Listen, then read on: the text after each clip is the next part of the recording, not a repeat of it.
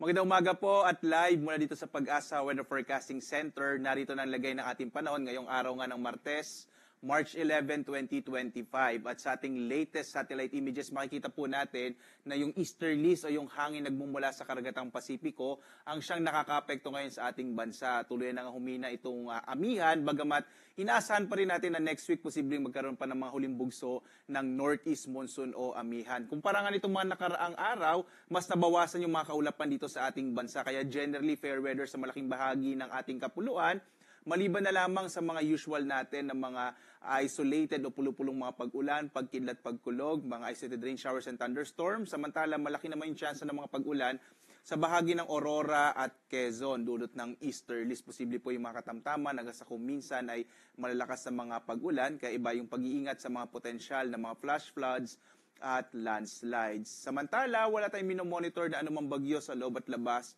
ng Philippine Area of Responsibility. Muli po, yung buwan ng Marso ay isa sa mga buwan sa taon na kakaunti lang yung mga nabubuong bagyo o pumapasok din sa loob ng Philippine Area of Responsibility.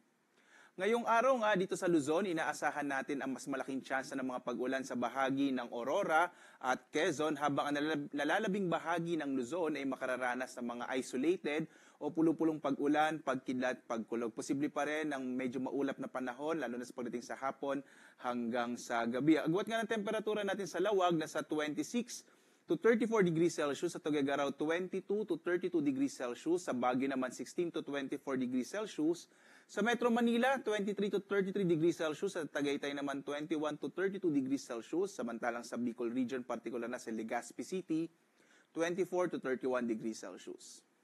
Sa bahagi naman ng Palawan, Visayas at Mindanao. Sa Palawan, inaasahan din natin yung mga isolated rain showers and thunderstorms. Agwat ng temperatura sa Puerto Princesa 26 to 33 degrees Celsius, sa Calayan Islands naman 26 to 32 degrees Celsius. Malaking bahagi din ng Kabisayaan ay makararanas sa mga pulupulong pag-ulan, pagkidlat, pagkulog at medyo mainit na panahon.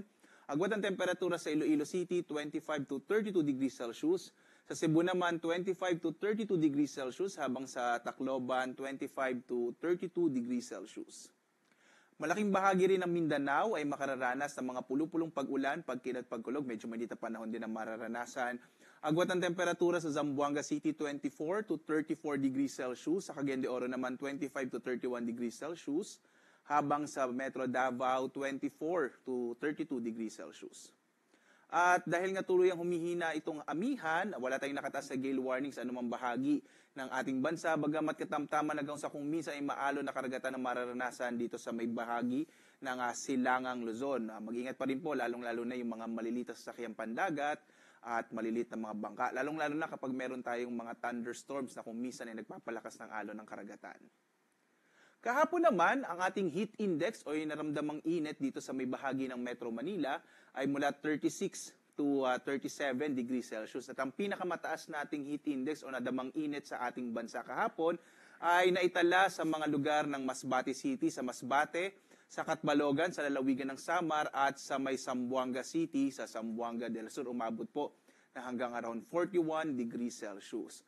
Ngayong araw naman, dito sa Metro Manila, yung posibleng maramdaman nating init ay mula 38 to 39 degrees Celsius, habang ang mga lugar na may inaasahan po natin na hanggang 41 degrees Celsius na heat index o mararamdamang init ay sa Masbate, sa Catarman at gayon din sa Zamboanga City, Zamboanga del Sur.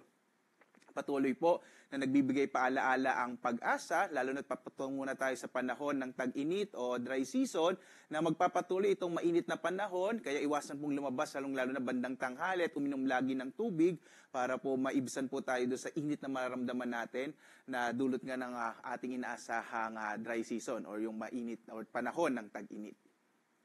Ang araw naman natin ay sisikat ganap na 6:07 na umaga at lulubog, ganap na 6:06 ng gabi. At sundan pa rin tayo sa ating iba't ibang mga social media platforms sa X, Facebook, YouTube at sa ating website pag-asa.doc.gov.ph para sa iba pang mga impormasyon tungkol sa lagay ng ating klima at panahon. At live nagbibigay update mula dito sa Pag-asa.